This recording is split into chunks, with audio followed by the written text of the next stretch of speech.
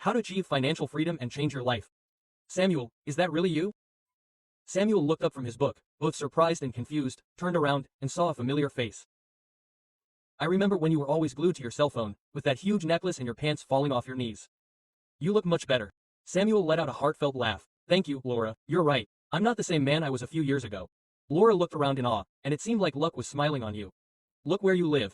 It wasn't luck, Laura. I had to make several sacrifices to get here. Sacrifices? What are you talking about, man? I'm going to tell you what I did to achieve my financial freedom. I used to buy clothes, cell phones, shoes, everything that came out new. I felt that if I didn't have the latest, it was worth less. But one day I realized that this race was endless. And worst of all, it was emptying my wallet and my mind. Sacrifice number 1, don't follow fads or trends.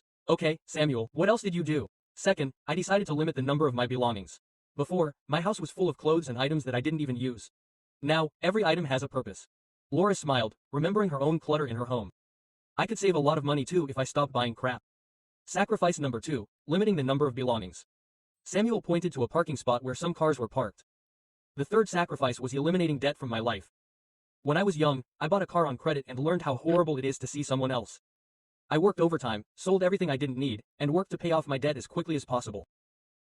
I've never been in debt since. You have no idea how peaceful it feels to live like that. Wow, that really takes discipline. Sacrifice number 3, living debt-free. Another thing that changed my life was knowing my happiness number. We all want more money, more luxuries, but we rarely ask ourselves how much we really need to be okay. When I calculated my real needs, I discovered that I needed much less than I thought. Knowing this lifted a weight off my shoulders. Are you telling me that you're no longer interested in earning more? Of course, but now I'm looking for more time than money. Sacrifice number 4, knowing your happiness number. Laura smiled with eyes full of hope. I'm glad I found you, Samuel. You've really given me a lot to think about.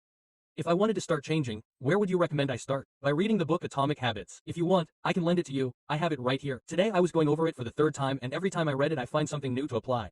And if you who are watching this video also want to transform your life, I recommend that you read or listen to Atomic Habits as soon as possible. In this other video I show you how to download it for free.